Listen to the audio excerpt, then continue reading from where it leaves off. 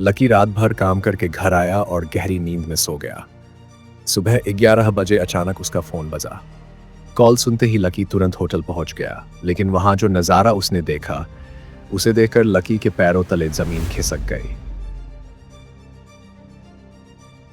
Lucky ने जैसे ही hotel के अंदर देखा, वह हक्का बक्का रह गया। वहां कोई और नहीं बल्कि अंकिता खड़ी थी। लकी गुस्से में अंदर गया और सीधे रोहित का कॉलर पकड़ लिया। लकी गुस्से में बोला, तूने हमारी अंकिता को प्रपोज करने की कोशिश कैसे की? रोहित भी गुस्से में बोला, अबे मैं कुछ भी करूं, तुम्हें क्या जा रहा है?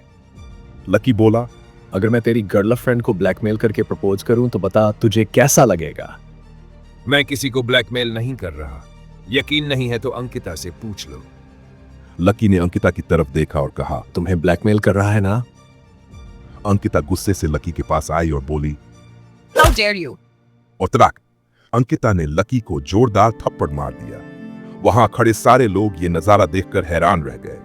तभी रोहित ने लकी को जोर से लात मारी और लकी नीचे गिर गया। रोहित गुस्से में बोला, तुम्हारी यही जगह है, जितनी चादर हो। नहीं, पैर फैलाने चाहिए।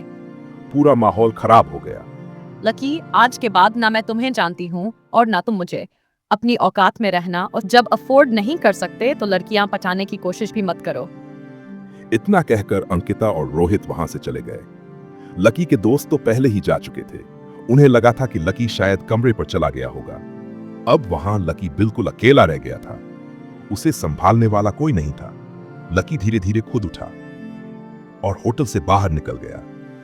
बाहर आकर उसने देखा कि दिन होते हुए भी जैसे रात हो गई थी। पूरा आसमान काले बादलों से घिर चुका था। लकी धीरे धीरे अपने कमरे की तरफ चलने लगा। जैसे जैसे लकी की आंखों से आंसू गिर रहे थे, वैसे वैसे बारिश भी तेज होती जा रही थी। अचानक लकी घुटनों के बैठ गया और अंकिता को याद करके फूट फूट कर रोने लगा। लकी आसमान की तरफ देख चिल्लाया, अगर मैं इतना ही अनलकी हूं तो दुनिया मुझे लकी क्यों कहती है? बोलो भगवान, क्यों? इतना कहकर लकी रोते रोते उठा और धीरे धीरे आगे बढ़ने लगा। लकी उस दिन बहुत ज्यादा दुखी और इमोशनल हो गया था। उसे अब खुद से ही घिन आने लगी थी कि वह इतना गरीब क्यों है। वह मन ही मन खुद को कोस रहा था। तभी अचानक उसके फोन में एक मैसेज आया। लकी ने धीरे से अपना फोन निकाला और मैसेज पढ़ने लगा। मैसेज में लिखा था, सर, आपका प्रोजेक्ट रेडी है। आपका रिसर्च करने का प्लान सक्सेसफुल रहा और आपने जो अमाउंट दिया था उसमें से अभी भी 1 करोड़ रुपए बच गए हैं। थैंक्स सर, आपने हमें मौका दिया। उम्मीद है कि आगे भी देंगे। अब इसे मार्केट में परफेक्ट तरीके से लॉन्च करने की तैयारी करें। यह मैसेज पढ़कर लकी कुछ पल के लिए चुप रह गया। अब चलो 2 साल पीछे चलते हैं। असल में हुआ यह था कि एक दिन लकी अपने फोन में रील स्क्रॉल कर रहा था। तभी उसके सामने एक ऐड आया। उसमें लिखा था, क्या आपको भी लॉस हुआ है? अभी 500 रुपये डिपॉजिट करें और अपना लॉस रिकवर करें। लकी को पता था कि ऐसे गेम ज्यादातर फेक होते हैं, लेकिन उसकी गरीबी इतनी बड़ी थी कि एक दिन उसने वह गेम ओपन कर ही लिया। उसने उसमें रजिस्टर किया और 100 रुपये ही डिपॉजिट कर दिए।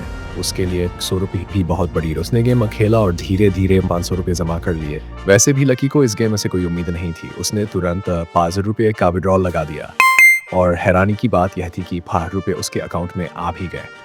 उस दिन लकी बहुत खुश था। वह उसी पैसे से अंकिता को घुमाने भी ले गया।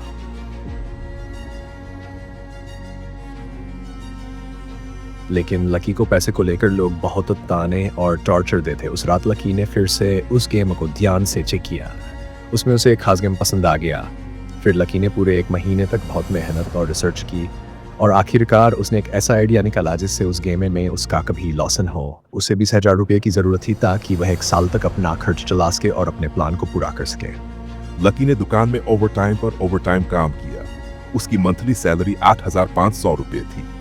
3 महीने तक उसने दिन रात मेहनत की। खुद का खर्च, खाना पीना और अंकिता का खर्च उठाते उठाते किसी तरह 3 महीने में 20,000 रुपये जमा हो पाए। लेकिन ये 20,000 रुपये लकी के लिए बहुत बड़ा अमाउंट था। इन पैसों के लिए उसे दुकान वालों से भी बहुत बातें सुननी पड़ी और अंकिता से भी, क्योंकि उन 3 महीनों में लकी ने उस पर बहुत कम खर्च किया था। इतनी मेहनत से पैसा जमा होने के बाद कोई भी इंसान रिस्क लेने से डरता है। शायद आप भी लेते। लकी ने भी 3-4 बार सोचा, लेकिन आखिर में उसने 20,000 रुपये डिपॉजिट कर दिए और रिस्क ले लिया। और फिर जो हुआ वो खुद लकी को भी यकीन नहीं हुआ। सिर्फ 1 महीने में लकी ने 20 लाख रुपये जमा कर लिए। लेकिन यहां भी एक बड़ी समस्या थी। अगर सारा पैसा एक साथ उसके अकाउंट में आता तो बहुत बड़ी दिक्कत हो सकती थी। कहीं जीएसटी जांच या शिकायत हो सकती थी, क्योंकि वो गेम लीगल नहीं बल्कि इलीगल था। अब लकी के सामने सबसे बड़ा सवाल था, इतना पैसा निकाले कैसे? तभी उसके दिमाग में एक आइडिया आया। उसने सोचा, अगर 4 दोस्तों के अकाउंट में 5-5 लाख रुपए भेज दूं तो किसी को शक भी नहीं होगा। और उसने ऐसा ही किया। लकी ने अपने 4 दोस्तों से अकाउंट नंबर मांगा और 5-5 लाख रुपए विड्रॉल कर दिए। फिर उसने दोस्तों से बहाना बनाया, भाई मेरा एक दोस्त है, उसके पास बैंक वालों का कॉल आया था। उन्होंने मेरे दोस्त से कहा कि तुम्हारा अकाउंट बंद होने वाला है। फिर उसने मुझे कॉल किया और बोला, लकी भाई मेरा अकाउंट बंद होने वाला है, अगर तुम्हारे पास किसी दोस्त का बैंक अकाउंट नंबर है तो भेज दो, प्लीज भाई मेरी मदद कर दो। इतना सुनते ही दोस्तों ने उस पर भरोसा किया। अगर सारा पैसा मेरे अकाउंट में आता तो जीएसटी लग जाता, इसलिए मैंने तुम चारों का सहारा लिया। थैंक्स भाई मेरी मदद करने के लिए। इतना कहकर लकी अनजान बनने का नाटक करने लगा। उसी समय लकी ने क्रिप्टो करेंसी के बारे में भी सुना। लकी ने सोचा, अगर अभी कुछ नहीं किया तो आने वाले समय में फिर से गरीब हो जाऊंगा। और फिर उसने धीरे धीरे दोस्तों से पैसे वापस लेकर क्रिप्टो करेंसी में निवेश करना शुरू कर दिया। धीरे धीरे उसने ज्यादातर पैसा क्रिप्टो में लगा दिया। थोड़ा बहुत पैसा खर्च के लिए रखा था, लेकिन वो भी दोस्तों की पार्टी में खत्म हो गया। और फिर लकी फिर से गरीब जिंदगी जीने लगा।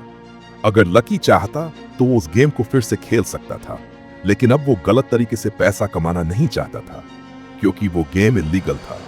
अब लकी ने तय कर लिया था, अब मैं सिर्फ अपनी मेहनत से ही आगे बढ़ूंगा। वहीं से लकी ने शेयर मार्केट सीखना भी शुरू कर दिया।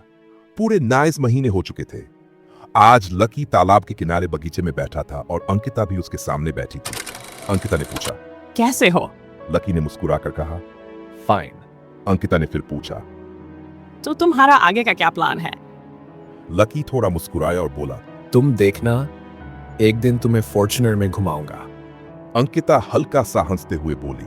देखो ज्यादा उड़ो मत, पैर जमीन पर भी रखो। यह सुनकर लकी थोड़ा इमोशनल टाइप हो गया।